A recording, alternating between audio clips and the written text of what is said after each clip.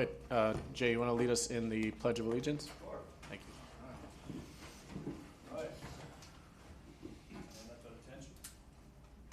Pledge allegiance to the flag of the United States of America and to the republic for which it stands, one nation, under God, indivisible, with liberty and justice for all.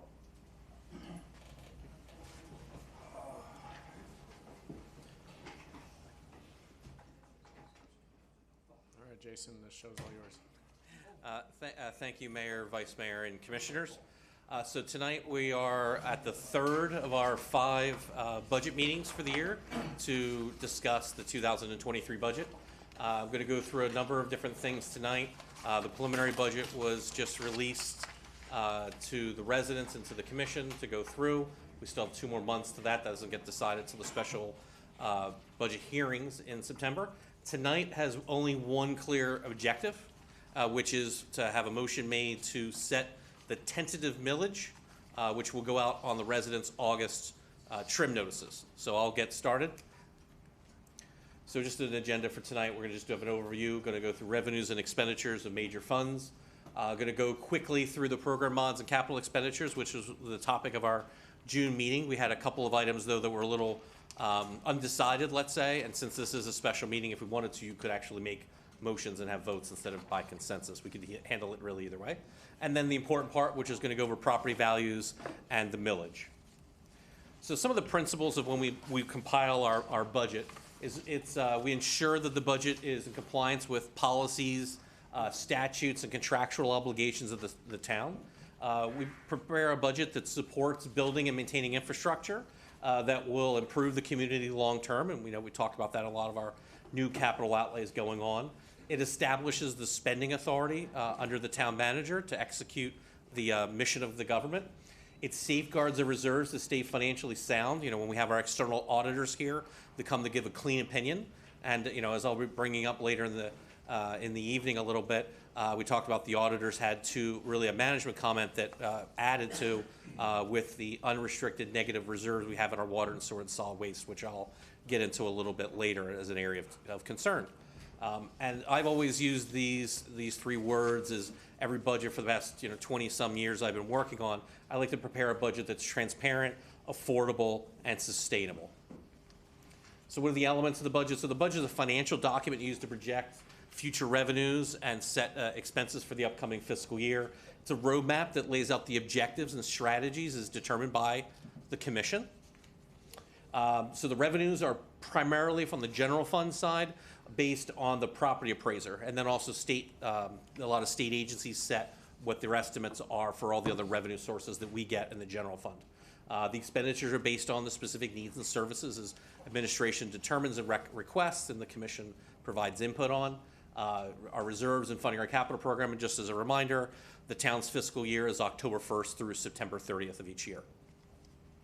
So just a little on the budget calendar. We are here today for our commission meeting to discuss the town manager's proposed millage rate, which is 4.2, our recommendation, and we'll get more into that in a little bit, but the recommended millage is to maintain at the 4.200 rate. The notices for trim will go out in early August. You'll get your trim notices. That's the notice you get, that sheet that tells you what your assumed taxes will be in the upcoming year and tells you when those budget hearings are. We have our 2 budget hearings here. They are set for, our first public hearing is set at 5:01 on September 13th, which is the day of the September commission meeting, and then we'll come back for hopefully a very quick and short and sweet second hearing, which is to reconfirm everything in the first one, which will be September 28th at 5:01. And just as a note, we are not allowed to, by law, have our budget hearings on the same night as the Miami-Dade County School Board and Miami-Dade County. And the reasons are so that residents have the opportunity to come and have discussions and hear about the budget in the city, and then also in those other 2 taxing authorities, which, as we will discuss later, their impacts on your property tax bill. So this is just a little bit on the balance sheet reserves as of the end of 2021, which is the last audited financial statements. The town is in overall good financial position. The takeaway really on this slide I want to take is The red here, the enterprise fund of negative 1.4 million. And the first time really in recent memory, as far I could see back, was a first time negative solid waste unassigned balance of 272,000. Unfortunately, the solid waste fund had a very good fund balance of $600,000 pre-COVID, but COVID really negatively impacted solid waste. It has a lot of fixed costs, not so much variable. Hotels, commercial shut down for extended periods of time. More people were working from home. We were having you'll have higher solid waste pickup weights because there's more trash at homes, more Amazon going on, and these are some trends that we're seeing in that industry. And I'll talk a little bit more when I get to solid waste. So this is high level. This is the general fund revenues and expenditures.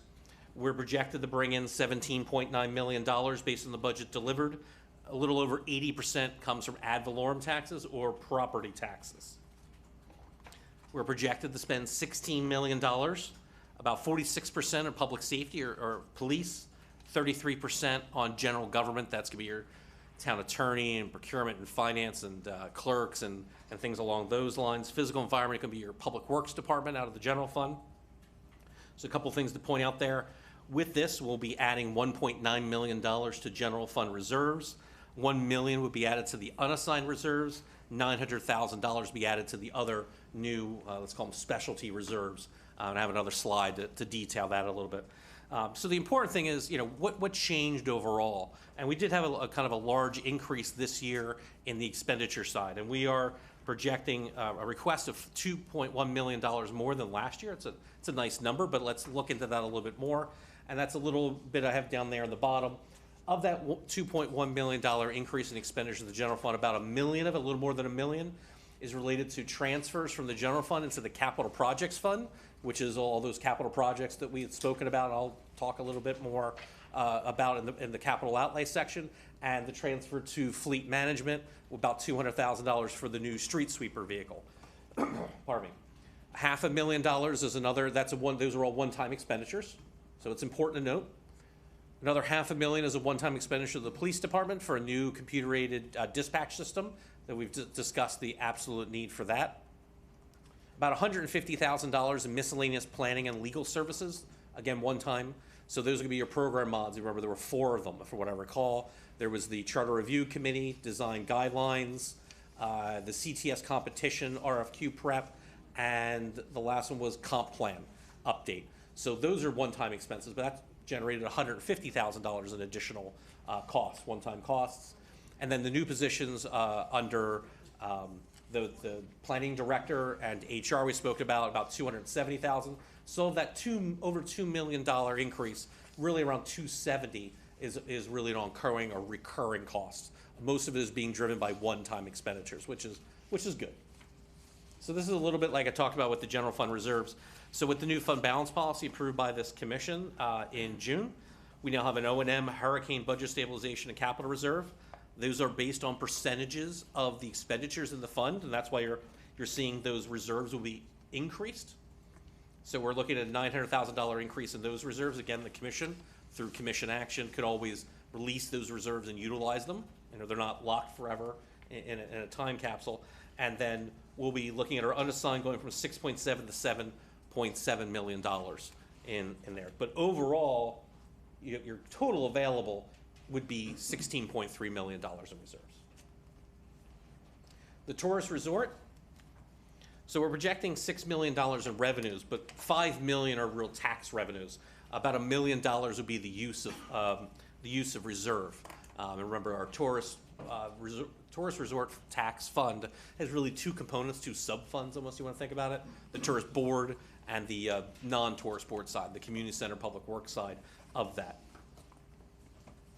So expenditures are $6 million, about 30% personnel, 30% operating, about 30% in capital outlay. That's being driven by the new tennis recreation center down on 88th Street. So overall, the fund looks to utilize about $370,000 in reserves. There's already several $1 million in reserves there. But the important part is the smaller part is the $617,000 will be added to the tourist board side of the ledger, to theirs. and then actually a reduction of $1 million in the non-tourist board side of that, again, really being driven by that big $1.425 million budget allocation to the capital, for the capital side for the new tennis center. And I want to mention, this is probably a good point to mention, the tourist board had a meeting last night, and they're still looking at their budget allocation that they will probably be coming back with a supplemental request. So when we have our September budget hearings, you'll be presented that information about additional above and beyond what's in their budget. Because if technically they have up to $600,000, let's say, just in the reserves being added this year for enhanced or new programming. So they're gonna take a little bit more time in that. So they're, just wanted to give you the heads up so that you're aware, and we'll have more discussions about that. But more than likely, there'll be a request to probably have a few more $100,000 added to the tourist board side for new and enhanced programs. So just don't have those numbers yet specific. This all just happened last night, but I'll have more detail for that at the September budget hearings. So these two funds, this is not the good news. This is definitely not the good news for this evening. So solid waste fund, we're projected to bring in about $1.9 million of revenue. 75% is from commercial multifamily, hotels, things like that. Only about 20% come from what they call special assessment. Those are your single family homes. This budget is based on a 4% increase in the solid waste fees. There is no increase in the recycling rates. That's done by ordinance. It's a little more complicated. We'll have to have a discussion about how we deal with that situation. So the budget as presented here is the 4%. You'll be voting on that at 7 o'clock, or at the regular commission meeting later tonight, the preliminary one for the special assessment. So what does that give us? Well, we're projecting 1.9 million. We're basically going to spend every dime of it. About half of it comes from personnel, which, and reminding, we're also looking at a union contract which hasn't been executed yet. Some of it's budgeted, some we don't know. Depends on where it ends up. It's something we got to keep in mind. So the important thing is that we're looking to not add anything to reserves. So even though we're at a negative $272,000 fund balance, we want to bring that back into the black. This budget doesn't even do that. And actually, not only that, it only funds the fleet replacement transfer at 50%. So we would actually, to actually fund fully that, we probably would closer to an 8 or 9% increase. But we're looking to take this incrementally, look at it and see how the fund does. So we're going to request a 4% this year for that. As a note, Miami-Dade County is increasing their rates 5%. And I'm kind of getting ahead because the resolution's tonight, but that would take you from, on the single family homes, from about $318, it would be a $12 increase. So about $1 a month increase more. So we're down at like $330 a year for single family homes. Miami-Dade County is around $500. So if we were in an unincorporated Miami-Dade County, your solid waste rates would be 50% higher. So just to keep that in mind when we're talking about a 4% rate increase, it's substantially lower than, example, the county. Water and sewer are a perennial problem for the town, but we've been digging out of that hole for years, but we got to make the next step. About $5 million of revenues, about half, 40% each in water and sewer. What's important to note also on the revenue side is 15% in grants, which is great, because if you didn't have all that grant money, you'd have to fund it with revenues and increases to that. So this budget is built upon a 3% increase in the flow, because when you get your water bill, you really got two water bill components, water sewer components. The flow, which is how much water you use, and then you have the base charges. So we're looking at 3% on the flow, 2% on base charges. An average single family home I modeled would probably be around 2.7, 2.8% increase for the year. Not a substantial, not a really big number. And that will be noticed in your August water bill, and then will be discussed at the September commission meeting.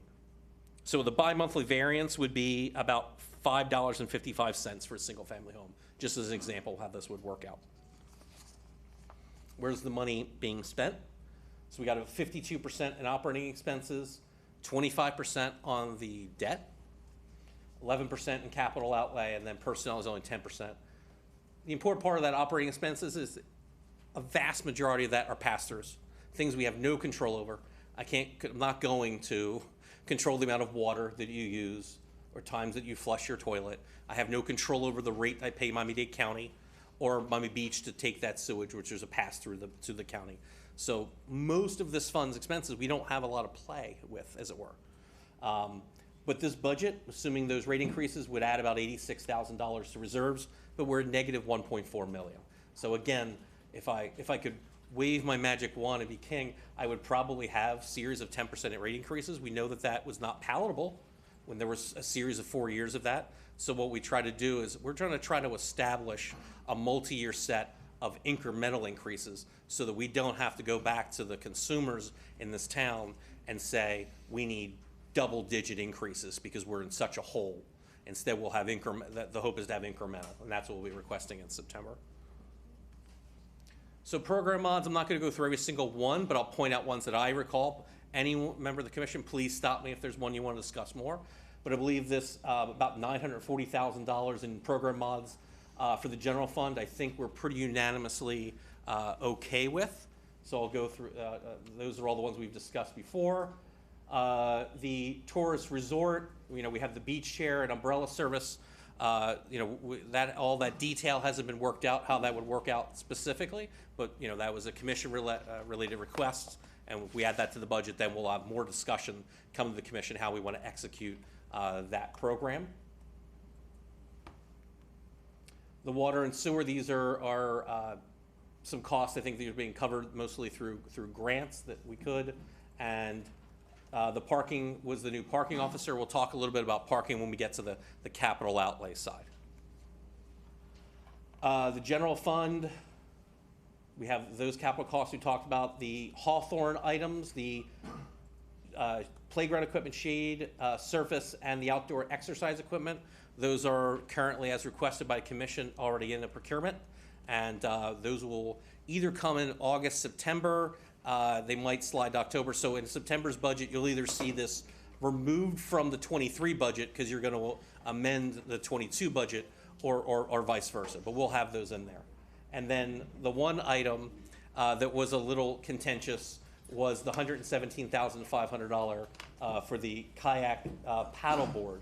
And if I can, I see readying mics, if I may. We did have internal discussions. There's a lot of capital investments that are being requested. This is the largest capital program in the city's history, is really what we're in the midst of. We're talking about $40 million in underground, and we have a $4 or $5 million 96th Street Park. We have the new community center, the tennis center. We have Abbott Avenue. We have the water line on. There's a lot of high priority projects we're doing. We know that there's a discussion that you're going to have on this. What we're recommending or requesting is if this would be not necessarily funded this year, but it could be added. Now, as we know, when you add new capital projects, you should be adding it in the 5th year of your CIP, and then they slide forward. Now, we've added most of these to year 1. So requesting if this is not the toppest, the biggest priority for this commission, that it could be theoretically, if it's still to be entertained, be added to year 2 of the CIP to let all this work going on here and address this next year. So that's a possible recommendation, but. Through the mayor? Good? Yeah. I don't know, I gotta give it to the clerk, but. You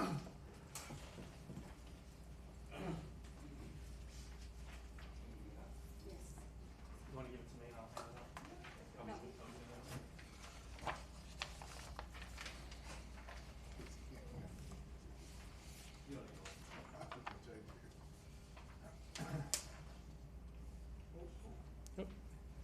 Oh, sorry about that. You want one, Jason? You want The town manager is the So, CEO. what I basically handed out is taken from the comprehensive plan of the town of Surfside, which was updated in June 2018. And if you go to one of the last sheets there, we have a beautiful little map of our town. And if you look at the street ends, they are considered parks. So it's been in the comp plan, it's been there for a long time, it's public space, and this is something I've talked about for years, and I think we as a commission should move forward. And I know we have the 96th Street Park. Permitting takes a little bit of time, so I'd like to see if we could put this in the budget. I don't expect it to get done this year because we have, like our finance manager said, we have other priorities, but I'd like to start the permitting process to to put this in the budget for the 2 kayak launches at the middle of town and south end of town. We were at 2-2 last time, but hopefully we can get to 3-1 or 4-0 on this. So I'd like to see if we can break that tie of 2-2 and, follow the comp plan, not necessarily have them built this year, but start the permitting process, as a town and see if we can get this moved forward. So that's my 2 cents on it. The Parks and Rec for years has been supportive of this, but no commission really felt like they were ready to move it forward. We're discussing docks later tonight, and I think, if we're discussing street ends and docks, if it's good for people on the water, it's good for all residents. So that's my 2 cents, and hopefully we can get a majority here. Can I ask a question through the mayor? What are the green boxes where you're asking? No, for? that's not what I'm asking for. That just shows on the map what the town considers parks. If you look at all those street Okay, ends, the greens, okay. that is labeled parks. So all that could be used for parks. The tot lot, the street ends, the Dogs Up Park, the 96th Street Park. Unfortunately, the previous commission botched it and didn't buy the property next door to the 96th Street Park, but that's the whole another discussion. And I don't think we should let this one go, and I just think we should put street ends on there to get the ball rolling, because like our finance manager said, we have other main priorities, but at least let's budget for it and start the permitting process, because we know Durham takes a long time. Which 2 street ends were you talking about? Didn't have one. I don't think it should be on the lake. I definitely don't want it on the lake, but I just thought 2 other street ends, one in the south end of town and one in the central end of town, since we got the 96th Street Park. Nice diagram, thank you. Through the mayor, may I have a few comments? One comment. Yes, we had this discussion. It was a bit contentious to a degree, only because we have a lot of things. I agree with our assistant manager here that we have a lot of things coming on board. We have Public Works here. I see him sweating profusely over all the work that he's got to do with all the projects we're asking him and his team to do, of course. And I think those other things, certainly the 96th Street Park, the Hawthorne Park upgrades, the tot lot upgrades, et cetera, are very, very important. So we also want to recognize and remember that the 96th Street Park will have an officially sanctioned, approved kayak launch embedded in the park with monitoring, with some level of supervision, with some control. And I would venture that we should let this park get built. Let's see how it works. Let's see the volume of people that try to launch from that particular park. And if it's not enough, maybe revisit this issue. I remain concerned that, in a pocket park and or kayak launch are potentially 2 different things. And what is allowed at a pocket park at these street ends, congregation of people, security issues, things that perhaps need to be thought through. So I would be in favor personally of punting on this one. Let it go to year 2, year 3 in the overall 5-year plan, not necessarily, and then revisit it next year after we see perhaps again the 96th Street Park coming online and where the activity and how much activity there is, as it relates to kayaks, boards, before we venture to try to do this at the street ends. If I may, there officially does not have to be a vote or anything on this. This is just informational. We have more shots at it in September, twice. So there's no requirement to have any formal motion or anything like that, but it was just. Can we try and break the vote? To try and break the tie? That's what we were before, try to move this forward. I just would. Last time we were looking for a majority to see if it's something you want to keep on. Just to note that this is, and I'll go for the town attorney here because I'll make sure I'm not speaking out of turn.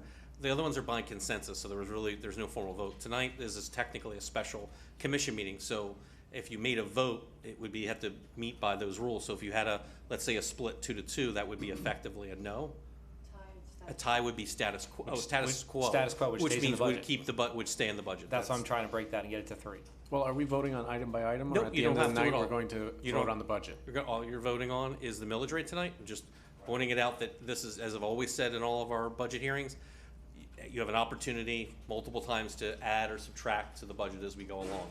I'm pointing this out, like I'm going to mention the parking one, is that was an item of contention and some debate last time, and it was split to see if there was any interest to, continue the status quo was absolutely fine. But it's in the budget as of right now. I have one additional question.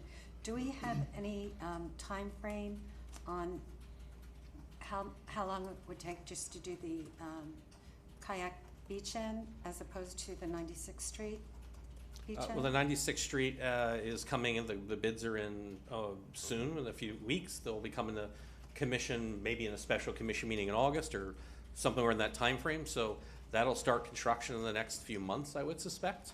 When that kayak launch will be open, I don't think I can answer that question today. I can't answer that question today. That's part of the whole system of the 96th Street Park, right? Correct. It'll be part of the construction contract to develop that. But we don't have any idea how long it would take just to do individual street end kayak launches? To build, to design, yeah. permit, and build one? Right. No, I do know that the permitting for the kayak launch was quite extensive and ongoing. It'll take many months to get done. It involves Durham and scuba divers looking for corals and seagrasses and things like that. It is quite an expensive endeavor to go down. And especially if the commission hasn't given specific areas, I would assume that there would be a set of public involvement meetings to determine where they are, maybe the Parks and Rec Committee. And again, that's why, I had mentioned that we do have a lot of projects, so this could be a year or two. Right, I don't know. For me, that's why I said, like you said, it takes many months for permitting. Maybe we can move this forward and hopefully get the consensus of a majority and then bring it to Parks and Rec on see some recommendations for street ends. Yeah, it sounds like if this were to move forward, there's still, like Take you a while. said, there's divers, there's coral, there's community input, so it may be a while before we even get to it. Well, it's just whether you want to fund it, because if you don't have the funding, nothing's going to happen. Yep. So if it's And if we happening decide not to now, move forward, that funding goes back to the general fund. the funding would, I believe this is general fund money, which is important. We have many uses for that general fund reserves. If it ended up being in year 2 of the CIP, we would have a discussion next April when we have our budget visioning workshop to see if, making sure those year 2 CIPs want to move into year 1 or what our recommendation is administratively. But it wouldn't have any functions going on this particular year if one moved it to a year 2 CIP. All right, so I think first step would be to see if there's a will of the commission to keep this on the books, right? Because it sounds like it was contentious last time. Do we want to take a vote on this item? Just to see to leave it in there for discussion? I would consider it this time around. Excellent. As would I. I don't even think you need a vote then. That's 3. You want to take a Senator? vote? Senator? Let me make a motion, if allowed, to. I don't know if we need a motion at this point. It's just, To take a vote, we need a motion, yes? well, we're not instituting anything. He just wants to see if he's going to leave it up there. Just like we You had don't the have last to, I'm saying discussion. is you don't have to make a vote, but of Wanna course, make- you're free to make a motion at any time on anything. Make a motion That to is leave true. it in the budget if we have the support to do it for this year. Is there a second? I'll second. All right, all in favor? Aye. Aye. No. Again? I'm going to make Jeff sweat a second. I'm going to say yes. All right, so it'll I'd remain in the like to budget. see more on this project, and I'd like to see it. Yes. Thank there- you. there's Thank you guys for the support. More information needed, but I would Thank you. agree. Going back to this, the big one here is a tennis and recreation center at 1.4 million is added. There's 2 changes on here we're recommending. One is the municipal transportation fund. We requested to replace all of the bus shelters in town, including add a few that in areas where there should be one. And what, again, going back to discussion about a very large volume of work being put on certain departments, is we will request moving this into a multi-year phased project. So if the commission is okay, I don't need really a vote on this, but we'll change it in September to move this from $195,000 down to $60,000. We'll replace the ones to make us into ADA compliance as we are required to, and I think there'll be enough funding for 1 or 2 for areas that don't have them, and then we'll revisit this area next year. If I don't, seeing nods, that's okay. You don't need a vote. I'm in agreement. Now, the parking fund, the business validated parking system, and I know we've had, for the public's perspective, just so you know, staff has had extensive discussions with all of the commissioners here tonight on this topic. And in lieu of the commission passing tonight, theoretically, the revised parking rates, the adding back of the position that was eliminated 2 years ago of the parking enforcement officer, and in light of the 6-story parking garage that is being built just north of our downtown that could be utilized for that, and realizing that is to see what the impact it is. The contractors go away, it'll open up, $2 an hour. We can try to drive traffic to there for the paying customers, and maybe have more free open spots for our residents. So the recommendation now is to pause this item, not have this in the budget for now, and to let those 4 variables play out over the next few months, and to see how that affects the parking situation. If we're here next April, May, and all of these things didn't fix or at least alleviate the pressures that we're seeing now, then we can revisit this $300,000 plus expenditure. And if the commission is okay, that's the recommendation. Well, first of all, when is that lot gonna be finished? Is there a date certain for that? I don't think we have a date certain, but I think our understanding is it should be done in the next few months, probably during the season. When?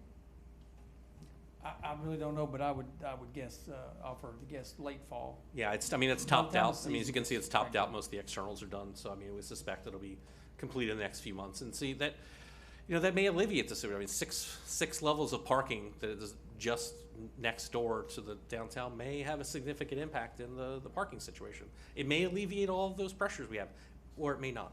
But our thought is, as I explained to you, I like to take the scientific approach. You change a few variables, see if that fixed it, change a few variables, see if that fixed it. So that's the recommendation of staff. I mean, there are other benefits to a parking lot that is controlled by technology from the town. Rates can be changed, at the drop of a hat, for higher traffic times. If we see it's going up, on a Sunday, we can charge more, we can charge less. There are other benefits to that as well that we'd be missing out on, so I believe the existing system does have the ability to have variable rates. it seems a lot more complicated now. Is the chief Behind you. Oh, Chief, I'm not sure. Our existing system, do you know if it's capable of having variable rates, rates during certain times of the day versus other times of the day? Yes, you have to set them, and we can set the parameters. During these hours, this rate and this. It's not where we can change them on the fly. As volume goes up, then increase the rate. Dynamic We don't have that. We don't have that ability.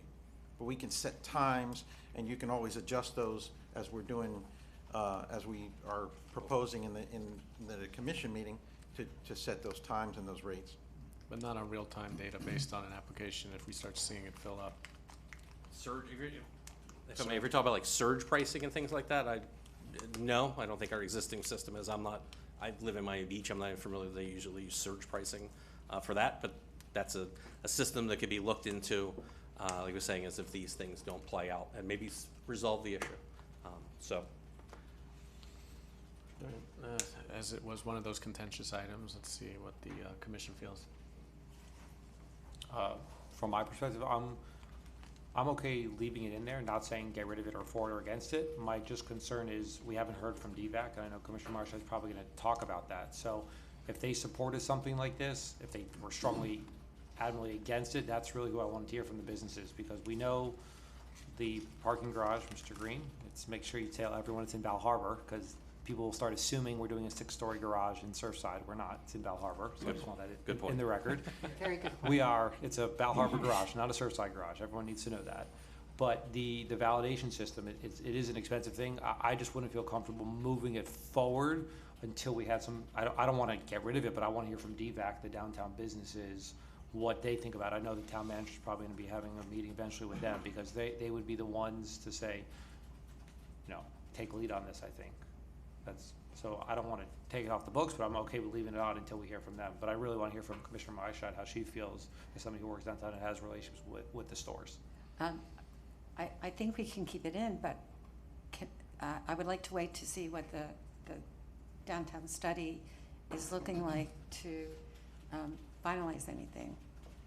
It can stay in, and we can have the conversation again in September. I think we're And looking at also- DVAC sometime in August-ish, I think, or September, so hopefully prior to the September 13th commission meeting, budget hearing, we can see if DVAC is able to give any input on the recommendations. So that's still time enough for the final budget? September, yes, the second budget hearing is when things are finalized technically. So, we can keep it in, but I'd like to, Okay. to base everything on the study. And also, how is this gonna affect, the residents that park for free here? None of that has been determined. Yeah. Again, that's why we wanted to take that scientific, step-by-step approach. Okay. But if that commission, Just one more, 2 cents from the commissioner on the left over here. This $300,000 outlay does not add parking spaces. It doesn't necessarily change the dynamic, the availability of parking. So it does make it more automated in a different way. There's a gate that goes up and down, and there's some advantages, I agree.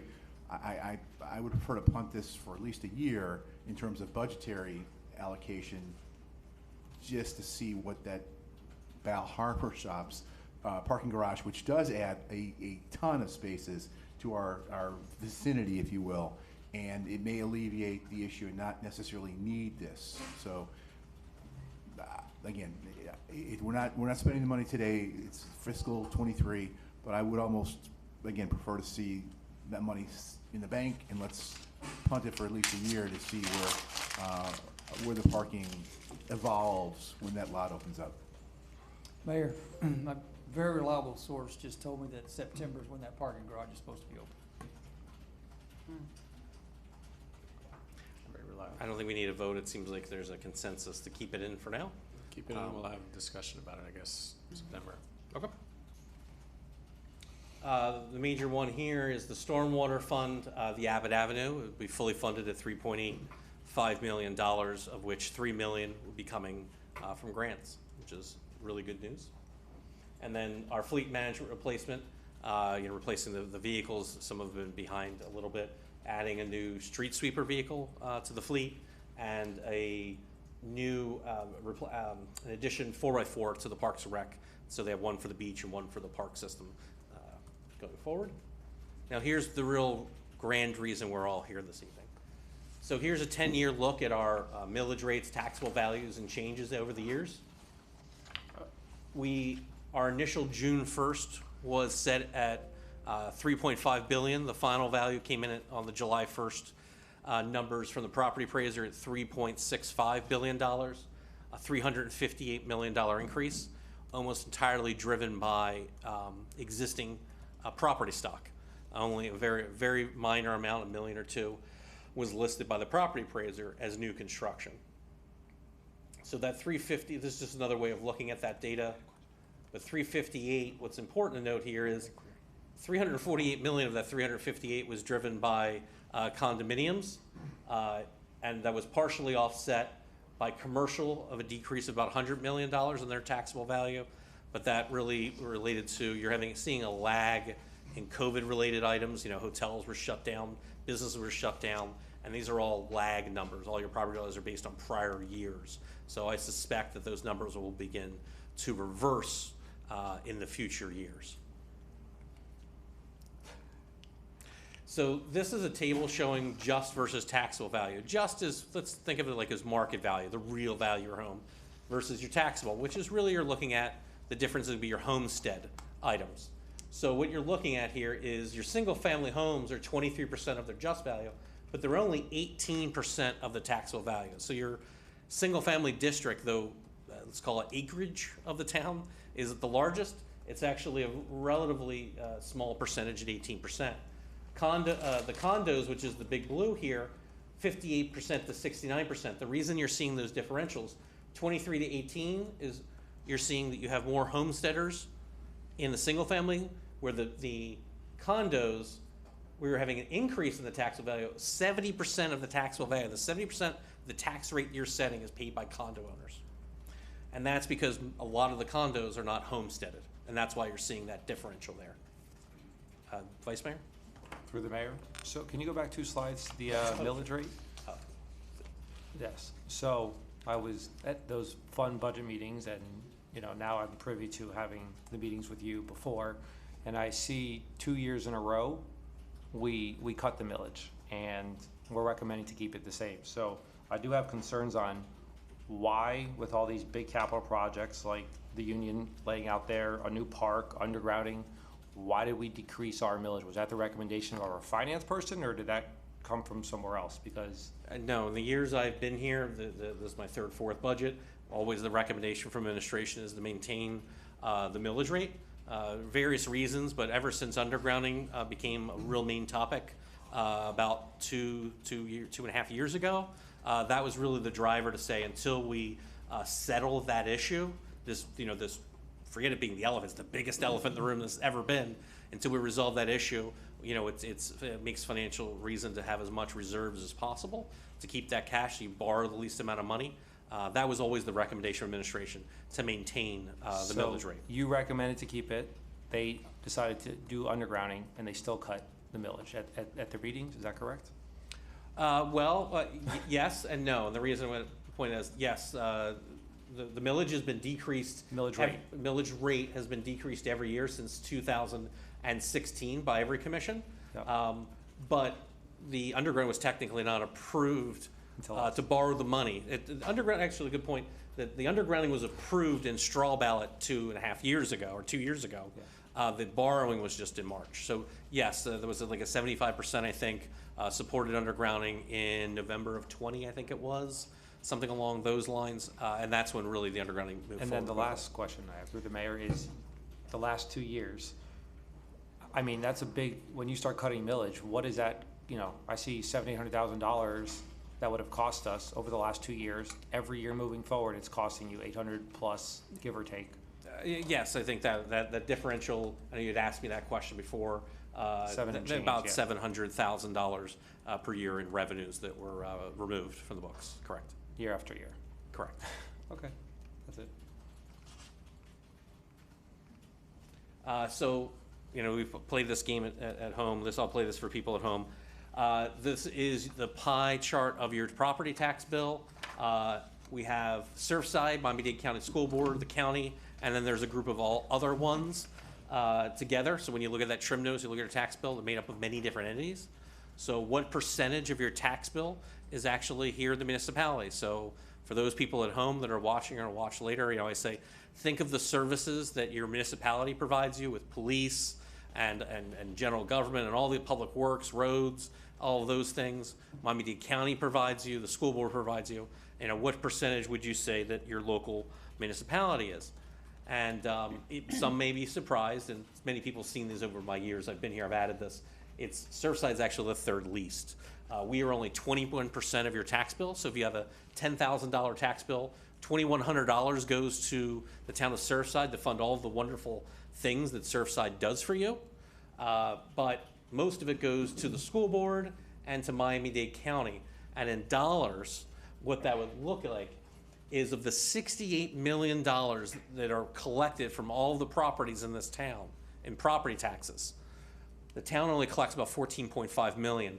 $53.4 million of that go to other entities that are not this government. That goes back to where I mentioned during the budget calendar why we're not legally allowed to have our budget hearings in September on the days of the school board and the county, because technically, if you got a problem with your property tax bill, those are the two entities you need to go talk to, because they're the biggest chunk of your property tax bill. So this is just a look at, based on the recommended 4.2 millage, what a millage would look like. 1 mil is around $3.5 million of revenue. So I'm just going to read something kind of into the record, and then I'll be requesting a motion. So the tentative millage rate proposed at 4.2 mils. That is 13.2% higher than the rolled back rate of 3.7102. And we're requesting a motion to approve the tentative rate at 4.2000. Nobody's gonna do that? Make a motion to approve at 4.200. Second. Just a point of question for everyone. Today we determined we could increase the millage rate if we chose to do that today, right? If I may, yes, today you're setting the highest bar. Highest bar. In right. September, you could lower. You could say, I think the millage should be 5.2, and let's bring in $3.5 million they'll pay for undergrounding, right? And then we'll lower it again in September. So you're setting really the highest, and then you can lower it down. So if we agree to the 4.2 consistent to last year, that's the highest level. It could be in 2 months in September, we could lower that. Correct. If we chose to have that discussion. Correct. You second Got a motion? All right, Madam Clerk, you want to call the roll? Vice Mayor Rose, Yes. Commissioner Landsman, Yes. Commissioner Myshide, Yes. Mayor Danziger. Yes. Motion carries. That's it. That's it, we're done? Make a motion to adjourn. All right, can we get a motion to adjourn? Motion to adjourn. Second. All in favor, say aye. Aye. Thank you. Thank you, Jason. Thank you all. Thank you, Jason. Yes. Mayor, if I could, am I still on? I just want to recognize, with the exception of 2 people in here, your exceptional staff is in here, supporting you as you go through this process. Was he excluding me? You were excluding me, right? I was excluded. I thought it was part of their job requirement to stay here, no? I thought, we're just making sure you excluded me there. Carlos,